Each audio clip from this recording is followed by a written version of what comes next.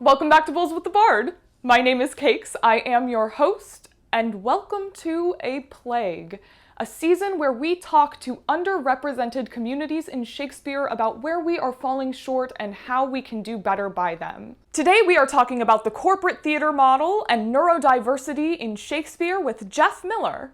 Jeff is a theater artist, teacher, administrator, cat dad, tabletop gamer, and professional wrestler trainee based in the Baltimore area.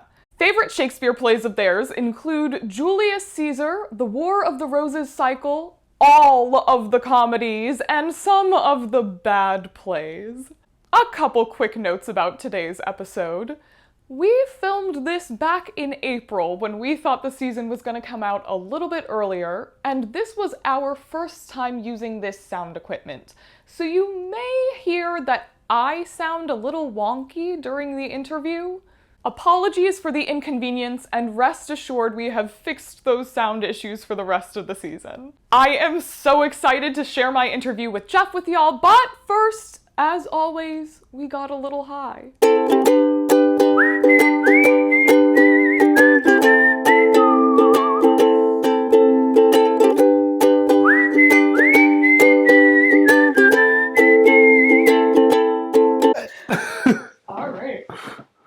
Okay, y'all, we are back after a long time away, and we are returning with Bowls with the Bard's first ever guest, Jeff Miller. I am so excited to have you here, especially after our world got hit by a plague.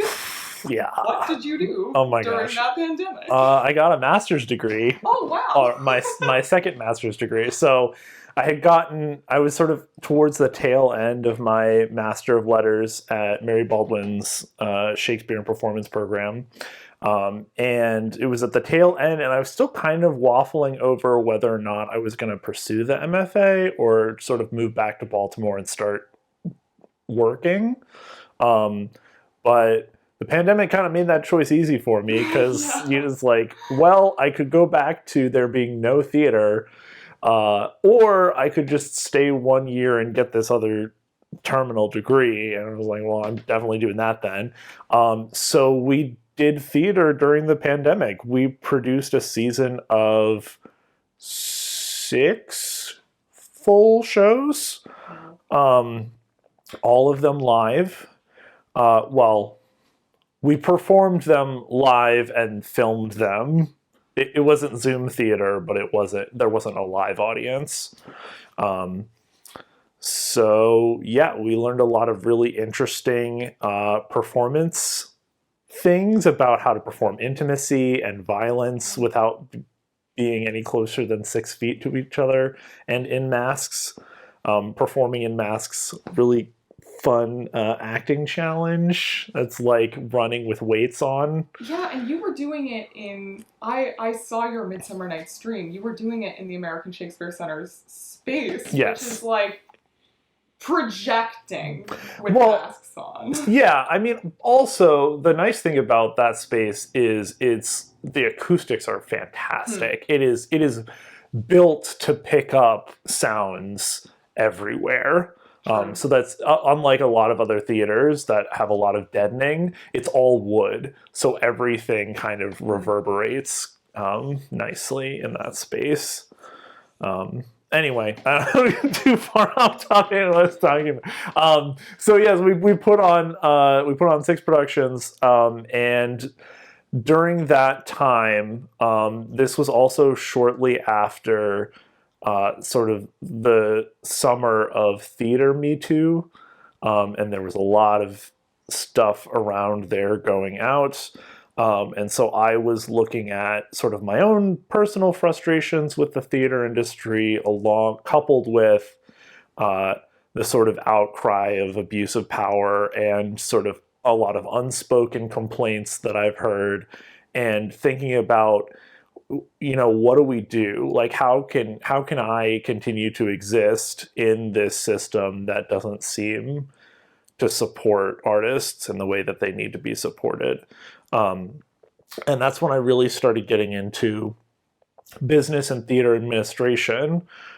So I took sort of half of the MBA program's business courses in their their sort of management MBA. So in addition to my theater MFA classes, I was also taking MBA classes at the same time concurrently. And it was a really, really great eye-opening experiences looking at sort of the way that other industries and other businesses view themselves. That some of the practices I was sort of posting about and talking about in my business classes surrounding theater that we just sort of take for granted as being, part of the culture, the business majors sort of scoff at, and it's like, how are you living this way? Just things that wouldn't happen in other industries, a lot of which surrounding things like personal time and sick leave and replacement training and things like that. And it's just the things that are expected of actors and artists just don't line up with professionals from other industries and professionals that have master's degrees, like a lot of artists, but somehow our master's degrees aren't respected and not they don't privilege us to certain things that in any other field. If you have a master of business, if you have a master of in a medical field, if you have a master's in sciences, right, math, all of these things, like those people with those kinds of degrees get certain kind of securities in their hiring and in their practices that artists are just expected to not have. Looking around and at that, it kind of an idea kind of formed into my head about what am I missing most in theater? Like, what is the most frustrating thing in theater? And for me, that's the instability and the idea that as an artist, you have very little institutional power and also very little institutional stake. Because of your expendability within the business model, the fact that the admin, right, the executives of theater are afforded, salary contracts and have this decision-making power. When somebody, an artist, speaks up about an imbalance of power present in their system, it's much more financially viable for the theater business to get rid of the whistleblower. And we've only got one union. Don't I know it? That's a whole other bag of worms about our union in comparison to other unions. But there's if you're let go at a theater, there's really very little you can do. They can get rid of you for any number of reasons and still have legal standing, and it's not on the same degree of severance and all of these other things. And not only that, the theater network is very close knit, and if one person says, "Hey, I don't like working with this person," guess what? That person's not working, at least in this sort of immediate circle. And so what do? You, as an artist, you move on rather than say anything and try and improve the organization that you're in, because it's easier and it's expected of you to pick up and leave and go somewhere else where you can maybe find a better situation. And that's just not acceptable. So this vertical authoritarian power structure of the single, usually white male artistic director that sort of trickles down the line to the rest of the company, and at the bottom here are the artists, and then shortly under them are volunteers, is to try and even out the scale of this power structure. so that there is some stake, that not only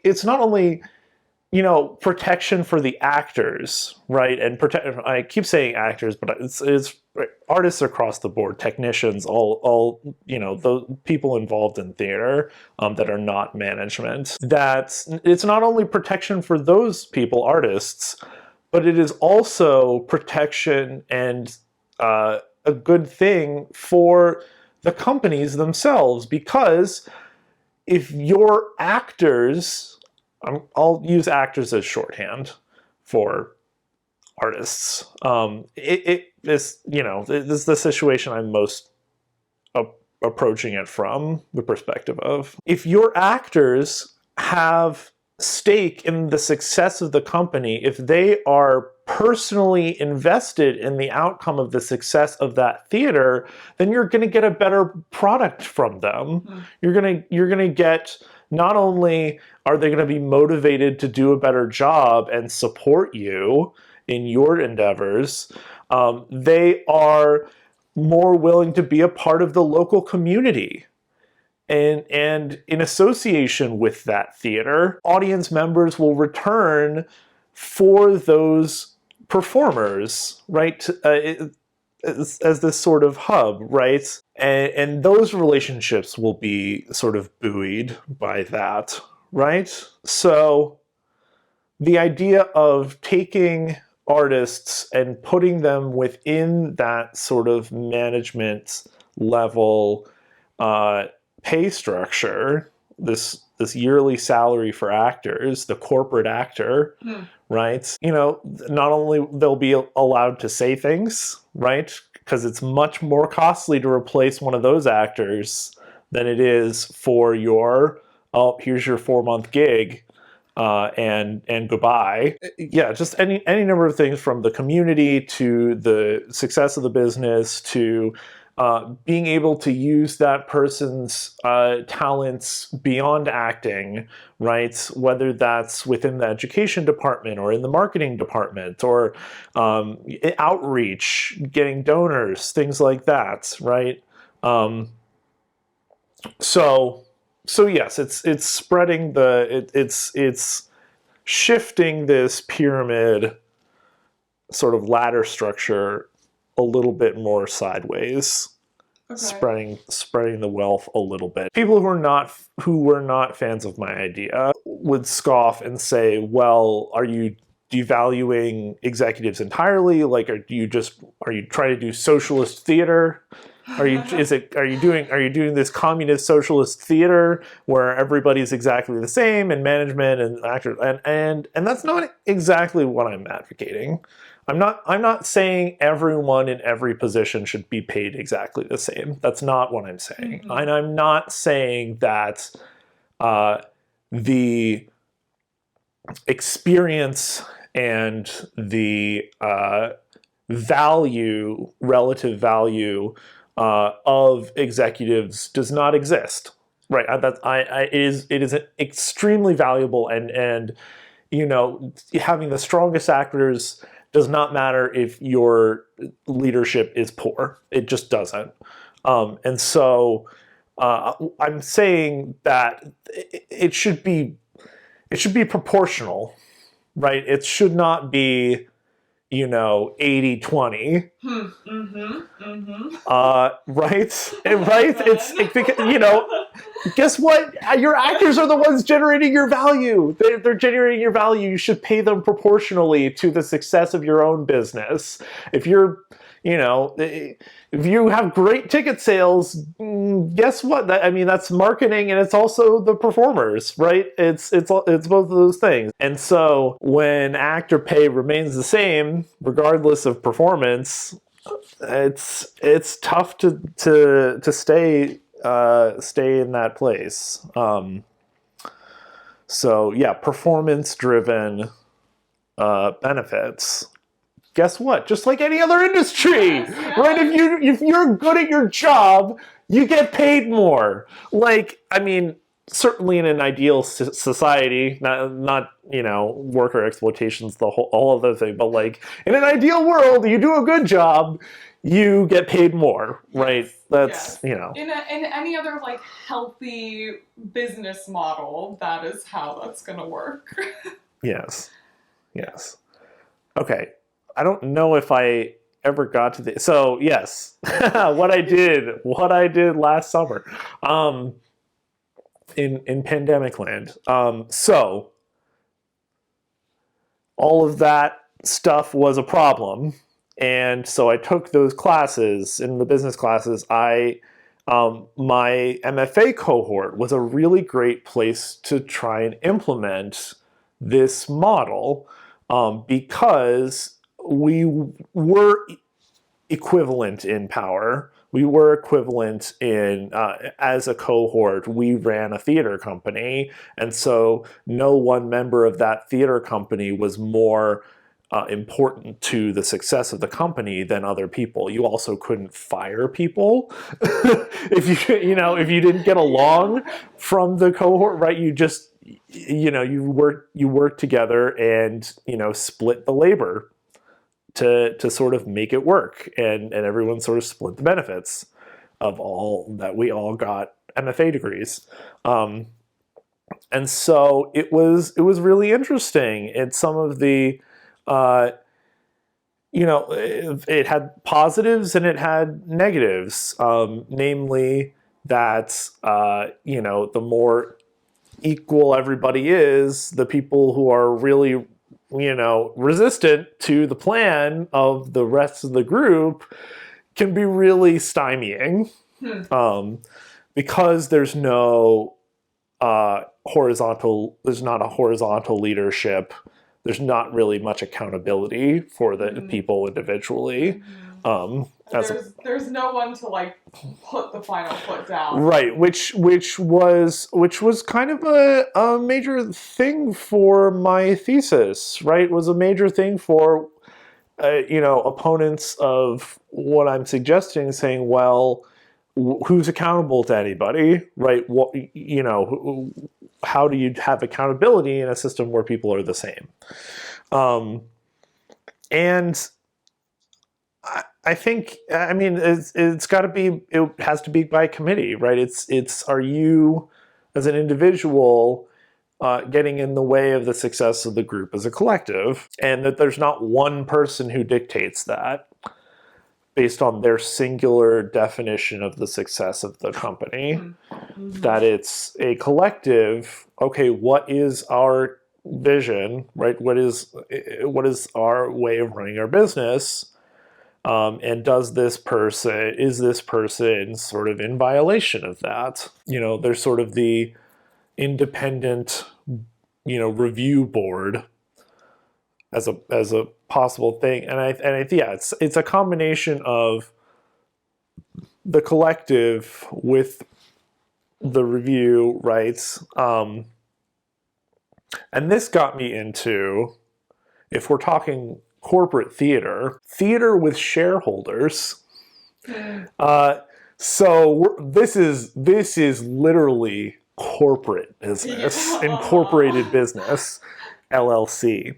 The way that theaters are financed is another problem with this system. Okay, if you're trying to pay actors a salary, where are you getting that money? Where's the money coming from? And if the answer is wealthy donors, and the demographics of wealthy donors tend to skew in a very pointed direction, that doesn't speak well to this mission of trying to promote equality and diversity and all of those things that theaters claim to purport to be fans of.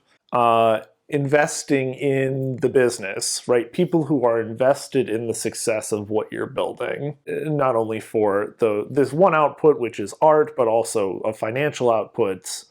They want, success in that way. Having these other stakeholders who are not these sort of individually wealthy patrons who pay to sit on the board and make all the moves, right? That it really spreads it in that way. It is focused towards commercialism and what people want. It is what people, the stakeholders, the people who are watching, it is what they want rather than this vision of the artistic director. I really like that. I think the idea of like shareholders in theater is like very outside of the box. But here's the thing, is that in Shakespeare's time, it was not. Because Shakespeare's company, each of those people involved were called sharers. And they invested in the king's men. And so they were artists and they received, sort of a percentage, right, of their revenue, right? Their revenue was directly impacting on their financial lives, right? So, for a mid-sized theater company, that's not entirely unheard of. And that's kind of what this is well suited to, because Broadway's already there. Broadway is incorporated. Yes. See Disney. Disney musicals. But for the mid-size theaters that are sort of starting to try to pay people, but not able to offer them the kind of living pay that they need, right? You're in a bind. It's like you're basically asking people to volunteer for you, and as they're doing a part-time job without any benefits. But obviously the company couldn't be as like the company itself couldn't be as big, because just having that many people would just get too muddy. But for the right size of company, I think it makes a lot of sense. Yeah, and I feel like we're starting to see people dip their toe into it, like Flying V right now. Yeah, that's what I wrote my MFA thesis on. It wasn't just a sort of hypothetical model of the title of it is the company model, the recent development of decentralized theater business structures. So it wasn't just this hypothetical, wouldn't it be great if everybody got paid and everything was gold. But here's what theaters are doing. This is a thing that is happening during this pandemic, between sort of the summer of George Floyd last year and pandemic year and theater Me Too, right? These are all problems that are happening. This isn't just I'm solving them with this idea. It's look at these theaters around. Look at Flying V. Look at the American Shakespeare Center. Look at Theater Wilma in Philadelphia. Look at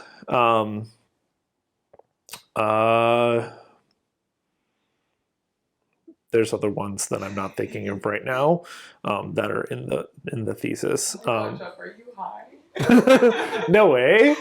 I mean, I always talk this much when I'm not high. Anyway, yes, it's a thing that is happening, and here's why it's potentially why it's happening and why it's a good thing that it's happening, and it should be happening more. I'm really excited that you dipped your toe into that. I was really pumped to have you come on and talk about it. Like, I have been talking to everybody I can about how I feel like theater is at like a make or break point a little bit, where like we love to think that it could never go away or it could never die. And I don't think it will ever fully, but like look at something like opera and like ask your average theater kid what they think about people who go to college to do opera. like, most of them will be like, why would you do that? There's no industry for that. Mm-hmm. And if we don't start to make these changes, we're going to fall right into that as well. And Yeah. I think theater's a little bit better off. Like, I think we have changed and evolved more than opera did over its whole lifespan. But, like, yeah, I'm glad that we have minds like yours who are thinking about it and helping to put it into practice. Yeah, it is, you know, it's slow moving. Yes. But I think it's, you know, there are places that it's starting to go in the right way. Yeah. No, it's understandably slow moving. Like, you have to get people to buy in, and that is much harder than you would think it is. Yeah, and the other thing, the direction that I would like to see theater taking, sort of an offshoot of this idea, is, okay, now you get benefits. And now you get trainings, safety trainings and safety protections. You get disability benefits. Okay, so you have a disability. What kind of accommodations are you being afforded? Okay, if it's not a physical disability, what kind of accommodations are you being afforded?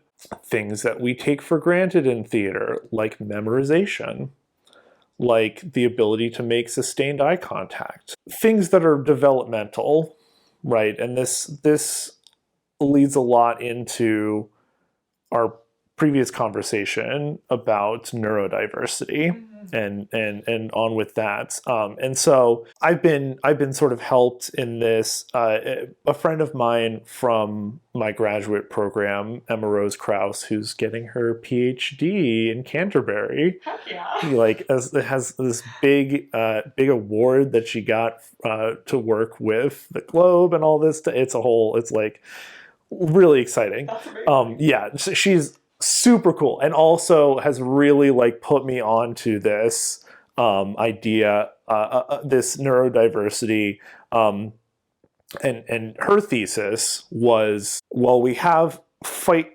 coordinators and we have intimacy coordinators is starting to be a thing. What about for neurodiversity, right? If we have these safety people, how can we make our brains safe, and not just around things like handling potentially traumatic material and situations, mental, first aid and that kind of thing. And this is not just a protection for people who are neurodiverse or disabled in certain ways, that it's protections for everybody. It's what accommodations do you require.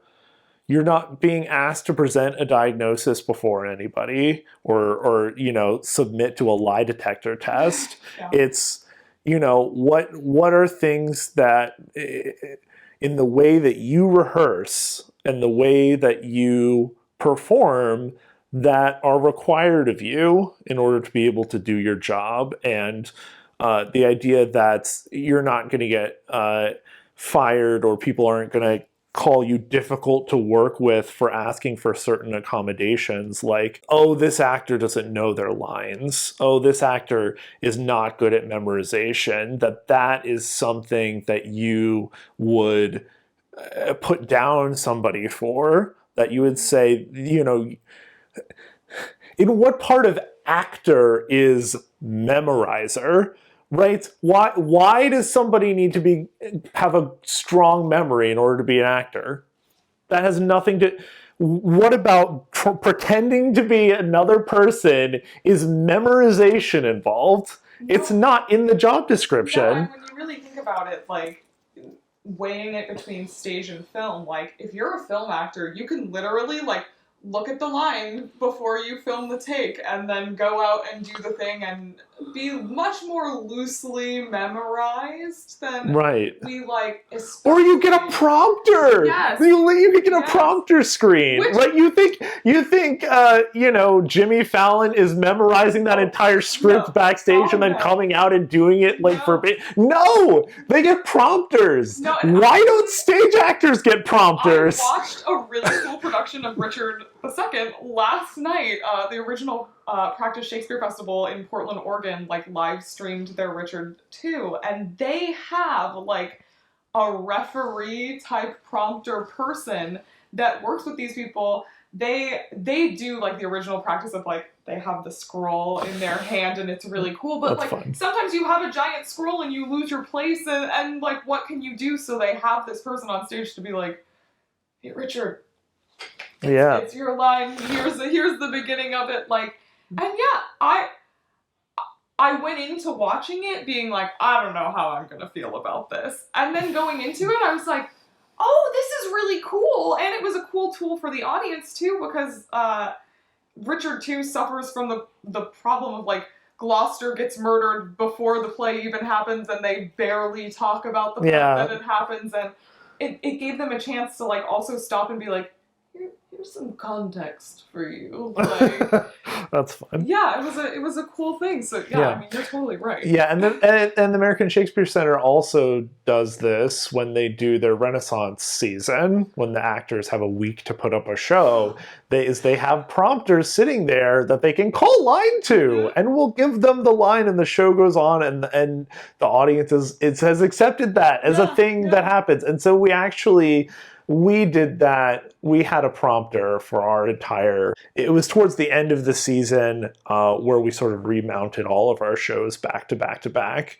And so we were like, we're using a prompter. And it was Emma Rose was like, for my thesis, I would like to just have this be a thing. So we had a prompter at our performances. And yeah. And so interesting. And not only... there was a particular performance where actors were on book, not like fully, but they had books, and they had the part of the script in the book to sort of help them, and I was kind of amazed at the feedback we got from faculty and managements about for that, how uncomfortable they were. That they were uncomfortable to bring in people outside the program to watch the show because they felt so offended by the fact that there would be actors with their scripts on stage, and somehow we were unprofessional for trying to be inclusive, and that was, I really just thought, like, if you were in any other industry, right, and you said, I think that you're not as professional of a worker because you're in a wheelchair, watch how that's gonna go down. Yeah, you're a bad worker because because you're blind. Like that's like, you can't to say you're a bad worker because you need to wear glasses in order to see better. That doesn't happen. No. So like, why, or a hearing aid or any kind of mobility aid, that somehow accommodations are just out of the question. And so, yeah, it brought about by Emma Rose's wonderful thesis on the topic. I'm very like gung-ho for, I was raised on the standards of memorization that it is very ingrained in my psyche and the way that I perceive people of, oh, this person isn't memorized, they're not a good actor, or they're not memorized, they're not a hard worker, that they're not trying to learn their lines, they're doing other things, like they're not committed enough because they aren't memorized. And I think that's so in my psyche and everyone else's psyche, as just being accepted as fact. And that's something that I'm, this internalized ableism is something that I am working hard to try and undo. Yeah, it's such an interesting point too, because there's also just the level of like, you have no clue what's going on in anybody else's life, and as we just talked about, this industry is not fair to its artists in terms of monetary gain. Like, even taking an ableist level out of it, which is still so important to pay attention to, but, like, I'm sorry that I'm not memorized. I have to work 12-hour shifts every day before I come into rehearsal. And how dare you be even a minute late to rehearsal? Where we're paying you $200 for 2 months of work. Right. Like, yeah, if I have to get to 5 minutes, I will call you and there will be a reprimand. Like, no. You'll be reprimanded by the stage manager. Yeah, no, and that, I mean, that's another level of ableism too, because oh my gosh, like the executive function thing with people with ADHD, like, good God, if somebody's 10 minutes late, just give them a break. Again, another deeply internalized, like, you show up on time, you show up memorized, have just been so ingrained in our collective theater consciousness as being that's the standard. That's what you do. And I say, why? Yeah. Why is that what we do? I think that's a great question. I'm going to make more of an effort to ask it when I'm in this space more, I think. So yeah. And along with that, like, okay, so an actor has executive dysfunction, or God forbid an emergency happens and they need to not even just an emergency. This actor wants to take 2 weeks off to be on vacation because they're a human being who wants to take time off. We have these part-time folks that we can call in to fill in that that the theater has this supply of people, and you don't need to necessarily have a singular understudy for that role. That there's this core of people that you say, okay, here's the script, learn this thing, we need you, come on in. I think this pandemic has taught us that there is a reserve of people who can do that. Like, when Omicron hit, I don't know if you're on TikTok at all, but on TikTok, I saw videos of people who were like, well, I was in the Book of Mormon ensemble 2 years ago and I'm going back in tonight. Like, all of a sudden could just, like, spring back up and do that. So It's like, yeah, if people are burnt out and want to take a 2-week vacation from a year-long run of a show or a tour or whatever, like, yeah, in the same way anybody else can take a vacation. Right, like any other job, you could just say, hey, I'm taking this time off, okay? Yes, and then the job can adjust and they can fill in as necessary, and it doesn't shut the show down for an actor to be gone. Yes, and the actor doesn't then have to be like, oh, well, I'm considering auditioning for this show, but my friend is getting married one day of the run. Every time! Every time! I didn't work last year because I was like, well, the first half of the year is still a plague, and now that we're vaccinated, my fall has 2 of my best friends' weddings.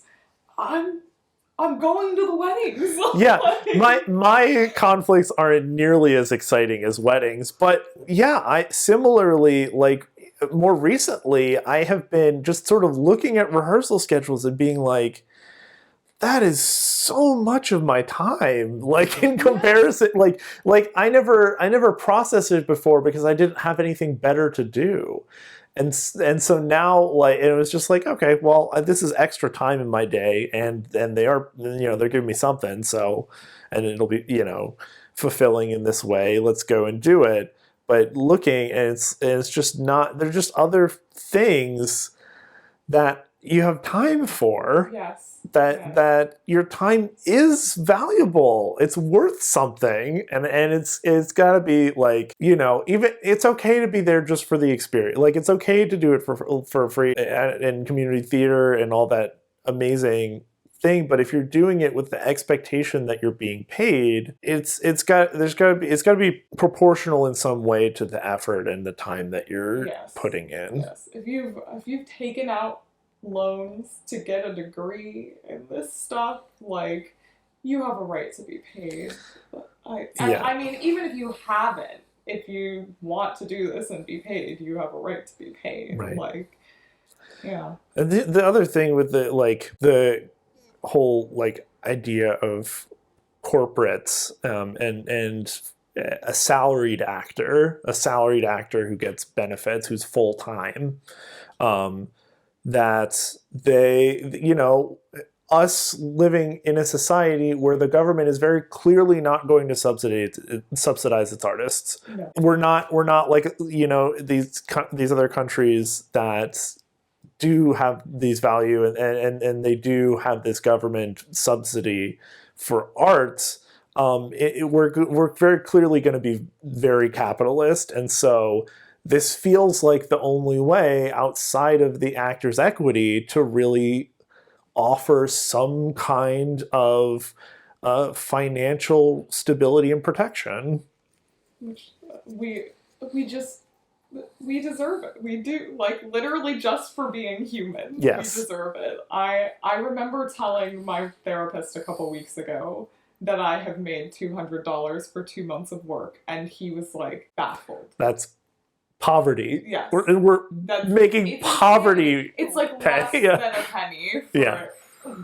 No, ridiculous. So I guess lastly, before we sign off, the last time you were here, you talked about some characters in Shakespeare who you would like to see more frequently through a neurodiverse lens.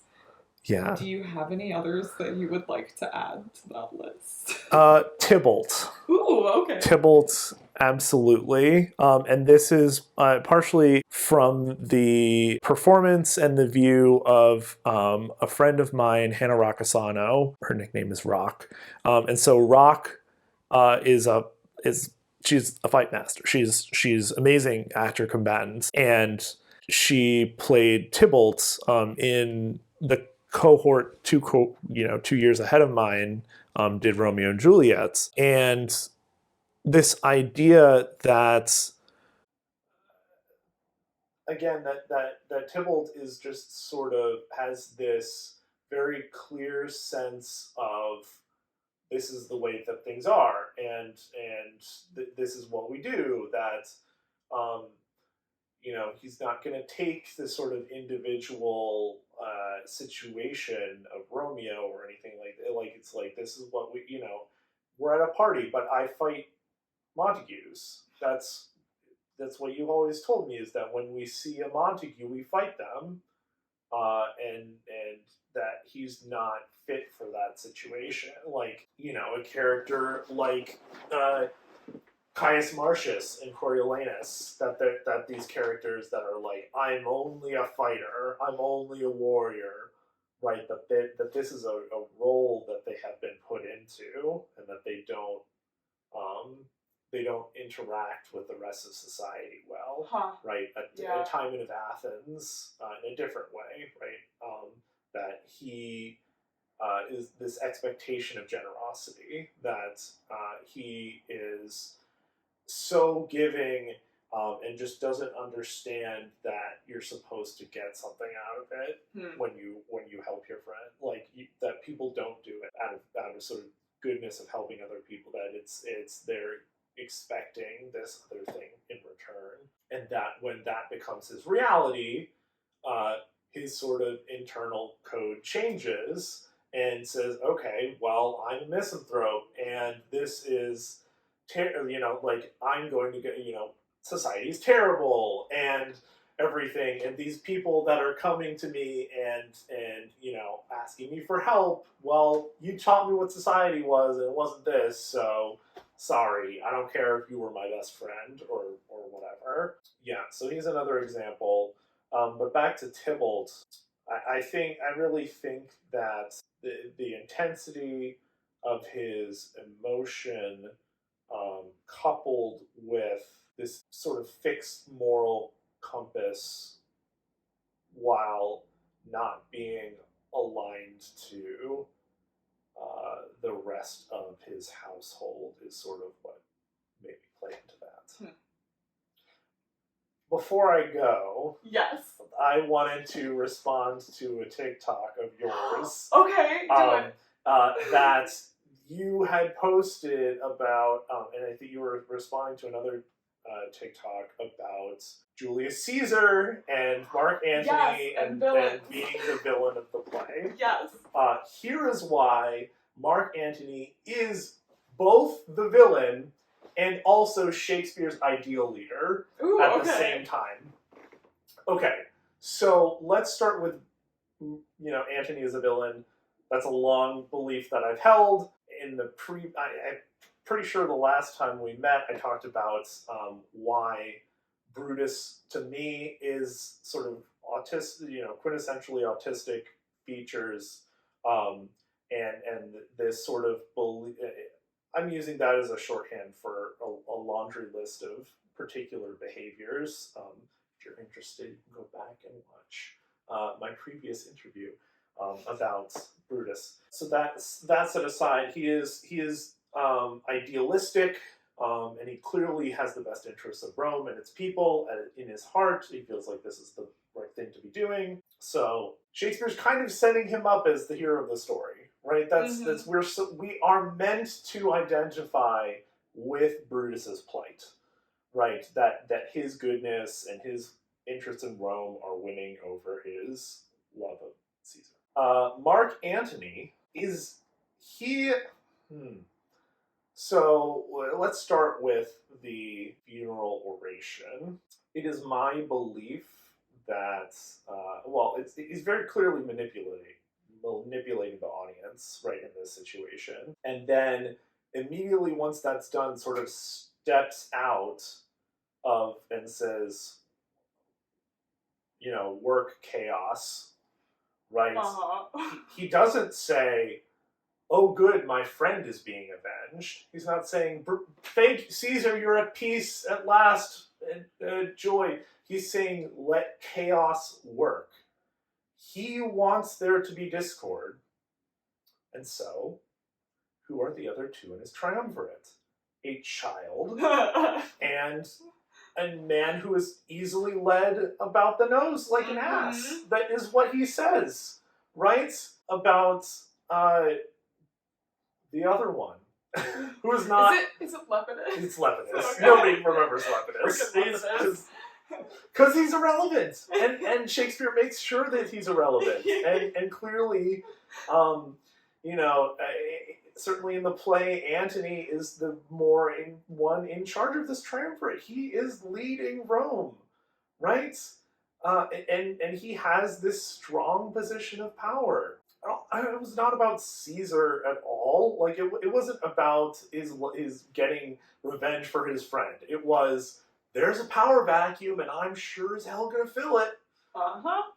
And so, goes out, kills, beats Brutus, and Brutus dies by his own hand. And Antony's like, we're gonna go proclaim how great Brutus was to try and win over all the rest of these people, and I'm gonna, wrap up being king of Rome. So, Mark Antony the villain. Very much.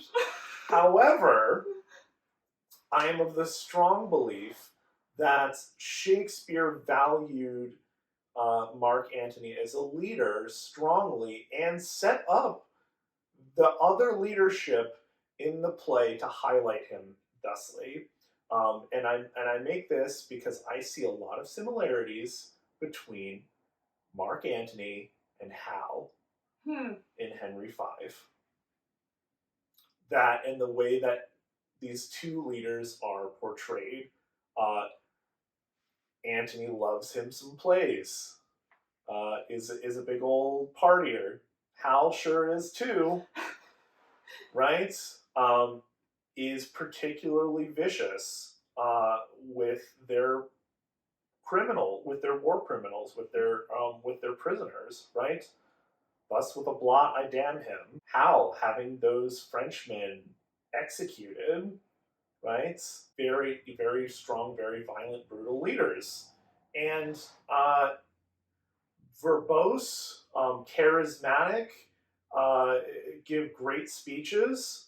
Obviously, Hal and Agincourt, and Antony with his Funeral Oration, right? There's just so many similarities, and for the the idea that Shakespeare wrote the Henry, quartet, the Henriad about, this ideal British ruler, right? Everybody's trying to be Hal. Everybody's trying to be Henry V. At the end of this play, if he's written to be Britain's ideal ruler in Shakespeare's time, then guess what? So's Antony. That's true. And he's being put up against this, complete idealist who is impractical to running a country, right? It could never have been Brutus. Brutus would never have been able to rule Rome. You get Cassius, who is smart but kind of a coward, right? Does not sort of have what it takes. You have Octavius, who's a child, Lepidus, who is, weak-willed, right? All of these other sort of worse rulers. And then you have Antony as the one who wins in the end. It's like, true. Yeah, he was the ideal. At least winner. Yeah. Yeah, it's interesting how we recontextualize those things as years go on. Yeah. All right. Well, I'm so glad that you came back. Thank you so much. Thank you for having me. All right, we are signing off. Thanks, y'all. If you enjoyed today's episode, tune in next week to hear our conversation with Elizabeth Ong about Zoom theater and how we can do better by the AAPI community in Shakespeare. Thanks again to Jeff Miller for coming on, and we will see y'all next week. 1,000 sighs to save. Oh, lay me where sad true lover never find my grave to weep there.